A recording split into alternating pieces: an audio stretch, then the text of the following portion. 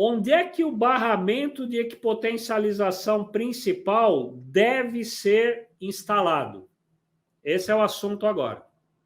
Primeiro, antes de saber onde fica o BEP, a pergunta é: o que é o BEP?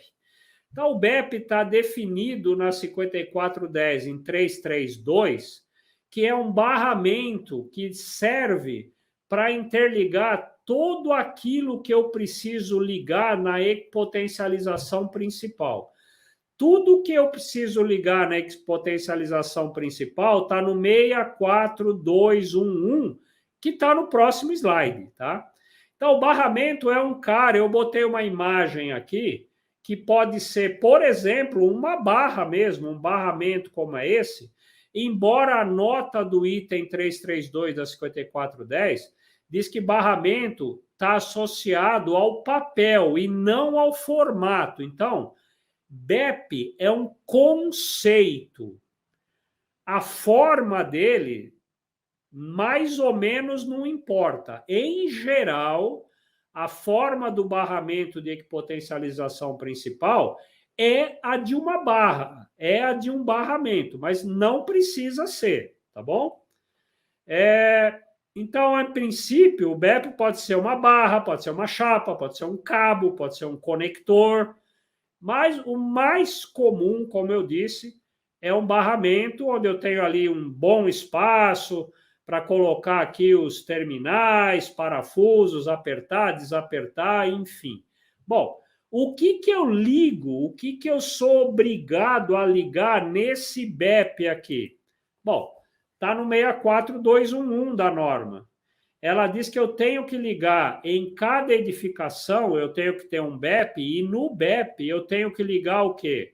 Armaduras de concreto armado, as tubulações metálicas, os condutos metálicos das linhas de energia de sinal, se os cabos tiverem blindagem ou armação ou capa metálica, eu tenho que ligar, condutor de proteção, ok? Da linha de energia de sinal, condutores que eventualmente vêm de outros eletrodos de aterramento. Esse negócio de outros eletrodos de aterramento, a gente já falou muito sobre isso. Uma instalação tem que ter um só. Mas se algum engraçadinho quiser só para ele um eletrodo de aterramento, por razões não imagináveis, né? Esse eletrodo de aterramento com algum engraçadinho pediu só para ele, tem que ser interligado ao BEP. Condutores de edificações vizinhas, quando precisa ter aterramento, interligar aterramentos, eletrodos de edificações vizinhas, o que é uma coisa raríssima, é exceção, não é regra, não é tema dessa live, já falei sobre isso, eu vou falar no futuro de novo. O neutro da alimentação elétrica, quando existir, desde que eu esteja no esquema TN, o neutro que vem da distribuidora tem que ser ligado ao BEP, e os condutores de proteção principal. Então, é isso aqui, ó, esse desenho aqui, tá? Que eu tenho aqui? Esse desenho é a materialização, né, daquelas prescrições. Então, eu tenho aqui o BEP, que é o barramento, que aqui eu desenhei na forma de um barramento mesmo, ao qual eu ligo via condutor de aterramento ao eletrodo de aterramento da instalação, que tem aqueles 4 queridinhos da 5410, quem já me ouviu falar desse assunto sabe quais são, não é o tema dessa live, os 4 eletrodos queridinhos. E aí, depois que eu liguei o barramento via condutor de aterramento ao eletrodo, agora é daqui para cima. Daqui para cima, eu não falo mais em aterramento. Aterramento é do BEP para baixo, porque eu vou para a terra. Do BEP para cima chama equipotencialização. O que eu vou equipotencializar? Aquilo que estava na lista. O neutro da concessionária, se ele existir e for um TN. O condutor de proteção principal, que vai chegar no barramento dos quadros para ligar o fio terra das cargas. Fio terra é condutor de proteção, tá? Eu falei aqui só para você acordar aí. Os condutores de equipotencialização principais, que ligam tubulações metálicas, ou podem ser ligados às ferragens da estrutura, às armaduras. Vou ligar toda a tubulação metálica também a esse condutor de equipotencialização que chega no BEP. Esquadrias metálicas ligo também a barramentos de equipotencialização locais, que por sua vez são ligados ao BEP. Então, a partir do BEP, eu crio uma rede, uma teia de aranha de cabos aqui, que vão interligando todas as massas da instalação e todos os elementos condutores estranhos à instalação elétrica, como armaduras da edificação, tubulações metálicas, caixilhos de janelas e portas, e assim por diante. Como é antieconômico numa instalação muito grande ligar, por exemplo, isso aqui é o caixilho da janela do banheiro do 20º andar do prédio. Não tem sentido eu sair com um cabo lá do 20º andar do caixilho da janela e chegar no BEP que está lá embaixo. Então, eu crio um barramento de equipotencialização local perto desse caixilho e interligo ele a esse barramento local. E o barramento local é que eu vou interligar o BEP lá embaixo. Beleza? Então, isso é o BEP, é para isso que ele serve. É a central de equipotencialização que, como cerejinha do bolo, eu ligo ao eletrodo de aterramento. O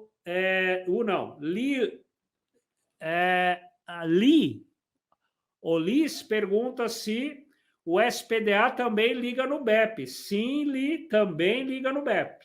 Só tem um eletrodo de aterramento na edificação que serve a todos os sistemas, seja instalação de baixa, seja SPDA, seja aterramento eletrônico, seja aterramento da NET, da Sky, da Vivo, de quem você quiser, só tem um aterramento em toda edificação, em cada edificação.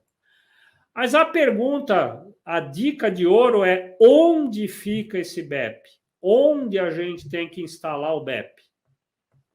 A gente já sabe o que é o BEP. É o cara que reúne todos aqueles condutores ali de equipotencialização. Mas onde ele vai ser instalado? Ok? Bom, ele é instalado aqui, ó, 64211, que diz assim, ó: em cada edificação deve ser realizada uma equipotencialização principal. É isso que a gente viu, reunindo todos os elementos, tudo aquilo que a gente acabou de ver. Então, cada edificação deve ter um BEP. Nota: em uma propriedade deve existir tantas equipotencializações principais quantas forem as edificações que a compõem. O que é propriedade? Imagina essa figura aqui, ó. Eu tenho um terreno, é um condomínio bem grande, eu tenho 4 edificações nessa propriedade. Cada edificação tem o seu BEP ligado ao eletrodo de aterramento de cada edificação. A priori e como regra geral, não é para interligar os eletrodos de aterramento das edificações espalhadas numa propriedade. Não é para interligar, não precisa. É pior interligar, você vai só levar problema de uma edificação para outra se você interligar, do que não interligar.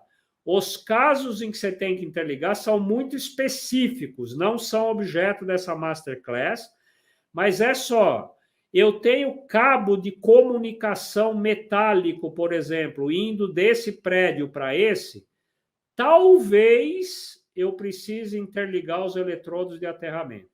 O mais certo é não interligar, mas talvez eu precise. Então, para o que estamos falando nessa masterclass de hoje, que não é esse assunto, fique aí como regra geral: não é para interligar eletrodos de aterramento de edificações que estão na mesma propriedade. Isso é a regra geral. Eu só interligo sob protesto em algumas exceções. Então, cada edificação tem o seu BEP, que reúne aqui as suas, aqueles componentes que eu acabei de citar na lista. Eu vi aqui, deixa eu ver se ainda dá tempo de eu pegar, deu sim. O MEC 357, deve ser assim que fala, pergunta se tubulação metálica de gás predial também é ligado ao BEP. Sim, MEC 357. Sim, tubulação metálica de gás também deve ser equipotencializada, tá? Bom, bora lá. Então, sabendo que cada edificação tem o seu BEP, onde eu coloco o BEP? É em qualquer lugar? Não, não, não. Ah, desculpa, volta a fita um pouquinho.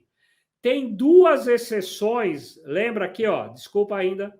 Eu falei que quando eu tenho várias edificações numa mesma propriedade, cada uma tem o seu BEP e eu não interligo os aterramentos. Mas tem duas exceções a essa regra. Espera aí que o Jobson tem um negócio aqui. Ah, não, aqui. Obrigado, Jobson, uma honra tê-lo aqui. Vamos voltar a essa figura. O Jobson diz que a ideia de interligar BEP de edificações diferentes é tão antiga quanto indevida. Aí diz, boa, Hilton, boa, Jobson. É mais uma daquelas que um dia alguém interligou os BEP, interligou os eletrodos das edificações, e aí todo mundo copiou sem saber por quê e ficou. E você pergunta para alguém, por que você interligou os eletrodos? A resposta é, porque todo mundo faz e eu faço isso há 40 anos. Então a resposta não é essa. A resposta é, por que você interligou? Por isso, por isso, por isso, por isso, por isso, por isso e por isso. Ah, legal, tá bom. Agora, se não tem nenhum por isso, e o único por isso é porque todo mundo faz e eu faço assim há 40 anos, isso não é resposta, Zequinha, como diz aí um pessoal de programa infantil, né? Então, tem que ter motivos para interligar e precisa ser muito motivo para você interligar eletrodo de aterramento de edificações vizinhas, exceto a 5410 dá duas exceções onde esse eletrodo de aterramento pode ser compartilhado, tá? Que é o seguinte, são exceções. Vamos ler aqui. Primeiro, quando construções adjacentes estão até 10 metros da edificação principal e elas são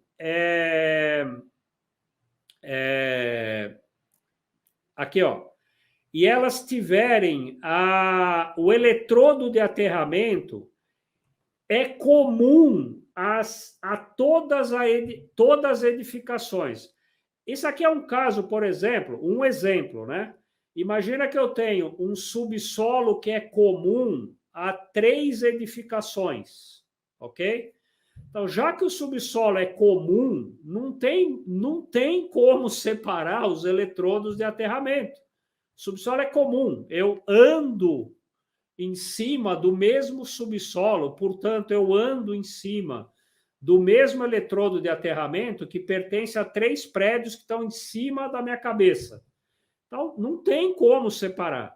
Então, o que a norma diz? Se a distância entre esses 3 prédios for de até 10 metros, cada prédio, então, tem um dos prédios, a chamada edificação principal, tem o BEP e nas outras eu tenho BEL. E se considera que tudo que eu tinha aqui de cada edificação está, do ponto de vista da 5410, equipotencializado nesse BEP. Como o Jobson está aqui, eu não sei se o Hélio está aqui também, já vou dizendo aqui que do ponto de vista da 5410, que a gente está falando de baixas frequências, considerar que até 10 metros, eu considero que tudo que está na edificação 1 e na 2, que eu precisei equipotencializar, está equipotencializado no BEP da edificação principal, falar isso em baixa frequência faz sentido, ok? faz sentido. Pode ser uma coisa razoável. Falar isso em descarga atmosférica não é nada razoável, ok? Não é nada razoável. Quando muito é razoável falar em equipotencialização na própria 5419, olhando só para ela em alta frequência. Imagina edificações separadas. Mas, olhando só para 5410, imagine que é um tipo aqui de edificações que foi feita análise de risco e não precisava ter nada de SPDA aqui, beleza? Então, ou de PDA. Então, de MPS, nem SPDA. Então, beleza, segue a 5410. Outra exceção, ainda se as edificações tiverem até 10 metros uma da outra, ok? Eu posso ter um eletrodo de aterramento em cada edificação e aí sim eu interligo os eletrodos de aterramento e considero o BEP só na edificação principal. Então, aqui, ó, até 10 metros, beleza? Cada uma tem o seu eletrodo porque é mais fácil, é mais barato, é mais prático, cada uma tem o seu eletrodo. O subsolo, por exemplo, não é comum. Eu faço um eletrodo em cada uma e coloco na principal o BEP, mas elas estão a menos de 10 metros.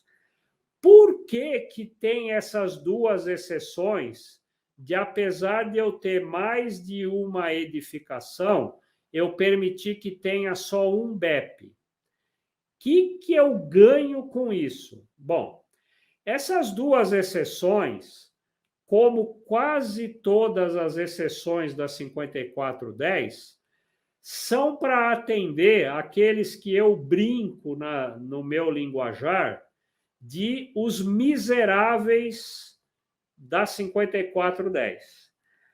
Quando eu assumo que eu tenho só um BEP que serve a 3 edificações, por exemplo, e a norma diz que eu tenho que localizar, é o próximo item que nós vamos ver aqui das dicas de ouro. Quando a norma diz que eu tenho que ter DPS junto ao BEP, então, se eu faço isso que está nessa figura, seguindo estritamente o texto da norma, esquece a parte elétrica, seguindo a parte jurídica da norma, eu poderia ter só DPS na edificação principal e não ter DPS na edificação 1 e edificação 2 desse exemplo. O que seria uma interpretação jurídica, tá? Jurídica, porque é uma economia besta, idiota fazer isso, ok? Idiota. Até porque se eu tenho uma descarga atmosférica no meio desse caminho que induz uma tensão e corrente no meio desse caminho aqui, metade dela, teoricamente, vai para a edificação principal, metade dela vai para a edificação 1. Se eu só coloquei DPS na edificação principal, no BEP, danei toda a edificação 1, que por uma economia idiota, usando essa brecha da 5410, eu dispensei de ter DPS aqui. Então, é só para isso que eu usaria essa exceção. Minha recomendação, vestindo aqui o manto do seu mentor técnico agora aqui, é, cara, não faça isso. Não faça isso, tá? Considera cada edificação como seu BEP, mete o DPS nela, interliga a turma toda em cada BEP e seja feliz, tá bom? Se eu posso te dar uma dica de ouro dentro da dica de ouro, é essa. Onde eu coloco esse BEP? Agora, finalmente, respondendo a pergunta, onde eu coloco o BEP? Em 64213, a norma diz que eu tenho que colocar o BEP junto, ou seja, no ou próximo do ponto de entrada da alimentação elétrica. O que é ponto de entrada? Está definido lá nas definições da 5410.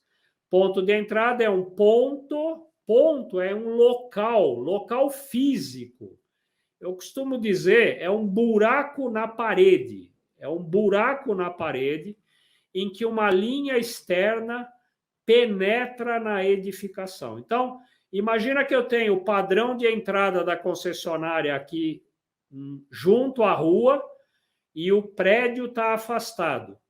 Depois que eu passei pelo padrão de entrada, eu vou levar a alimentação para o prédio. O buraco na parede onde eu abri para poder entrar com os cabos que vieram do padrão, ali é o ponto de entrada da alimentação elétrica. É ali, junto àquele buraco, que eu tenho que colocar o BEP. Ali, no buraco, ou próximo desse buraco.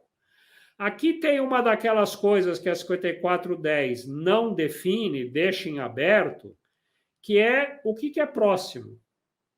Bom, o conceito de próximo, já que ele não está definido, é o mais perto possível do buraco na parede que for possível.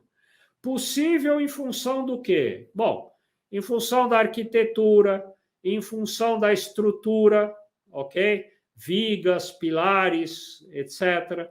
Em função muito menos importante de arquitetura, decoração, em função de alguma interferência com outras utilidades mais importantes.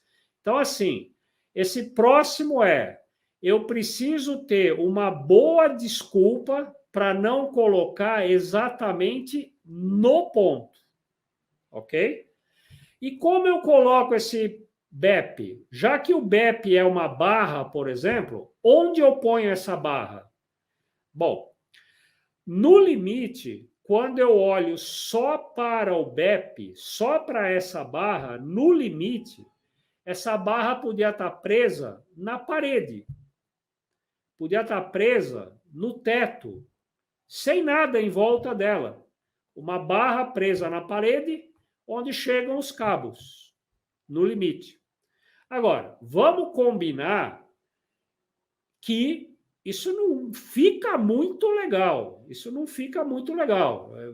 Alguém vai arrancar fio, vai se enroscar no fio. Choque não dá, porque é o BEP, né? Mas fica meio porquinho fazer isso, né? Então, vamos no mínimo, lá no buraco da parede, onde a linha elétrica penetrou, vamos colocar uma caixa de 20 por 20, 30 por 30, 40 por 40, depende do tamanho da barra que você vai colocar ali. Põe uma caixa, dentro da caixa você coloca o BEP, ok? Aqui eu só desenhei, não tem a ver com essa live, não é isso, mas assim, se eu vim com o PEN lá de fora e aqui é um esquema TN, por que eu sempre chamo esquema TN nos exemplos? 95% das instalações do Brasil são feitas em TN. Então, quando eu tenho que dar um exemplo, eu vou dar o exemplo do que é a regra, não do que é a exceção, né? Já que aqui o assunto não é TT nem IT. Então, se isso aqui é um TN, né? Eu pego, por exemplo, o PEN que eu vinha vindo lá da rua, ligo ao BEP, lembrando sempre que o BEP está ligado ao eletrodo de aterramento. Então, aqui eu faço todo esse serviço. Eu pego nessa caixa de ligação, eu ligo o PEN ao BEP. Uma vez que eu liguei o PEN ao BEP, dali para frente ele é só PE, porque aqui nessa caixa, eu não mostrei aqui porque não é esse o assunto. Dentro dessa caixa, eu criaria uma barra de neutro ligada eletricamente ao BEP e a partir dessa barra de neutro, eu continuaria com o neutro e da barra BEP eu sairia com o PE para ir até o quadro de distribuição principal da instalação, esteja ele onde estiver. Se por acaso, e só por acaso, não é obrigatório, se por acaso o quadro de distribuição principal da instalação estiver exatamente no ponto de entrada, então a barra de terra desse quadro de distribuição principal pode acumular a função de BEP. Mas se eu colocar o quadro em outro lugar aqui, no ponto de entrada, ou muito pertinho dele, independentemente de onde está o quadro de distribuição principal, eu coloco uma caixa, dentro da caixa eu coloco o BEP e essa barra de neutro que eu não mostrei aqui, porque não vem ao caso, ok? E dessa caixa é que eu vou sair para o quadro de distribuição principal. Nesse exemplo, os condutores de fase só passam por essa caixa. Na verdade, não é bem assim também, eles só passam. Mas eu vou mostrar na dica seguinte que dentro dessa caixa tem que estar o DPS também, tá? Mas por enquanto esquece o DPS, nós já vamos colocar um DPS dentro dessa caixa na próxima dica. Beleza, então? Então, o BEP fica numa caixa no ponto de entrada da alimentação elétrica da instalação. Tem exceção? Tem. Como sempre, a 5410 tem exceção. Ela diz que essa barra, ela diz que a barra de proteção, ou seja, a vulgo barra de terra de um quadro de distribuição principal, pode acumular a função de BEP desde que ele esteja localizado o mais próximo possível do ponto de entrada. Tá, aqui são aquelas brechas que são abertas, né? Cara, mas é assim, ó. No buraco da parede, deu para pôr a caixa, onde dentro da caixa está só o BEP com o DPS? Deu. Então é lá onde vai ficar o BEP. Ah, não dá para pôr a caixa lá de jeito nenhum. Mas eu consigo colocar a caixa aqui, nessa posição. E por acaso, nessa posição, eu também consigo colocar o quadro de distribuição principal. Então, opa, vamos fazer um 2 em 1 aqui. Eu aproveito e coloco aqui o quadro de distribuição principal e aquela barra de terra que ia ter do quadro, eu promovo a barra de terra do quadro a BEP, já que é aqui onde eu ia pôr o BEP. Então, eu aproveito e ponho o BEP dentro do quadro principal. E aí já fica a barra do quadro, que é o próprio BEP. A norma deixa a gente fazer isso, desde que esse quadro esteja o mais próximo possível da entrada, do ponto de entrada, e não dê para pôr só a caixa com o BEP dentro do ponto de entrada.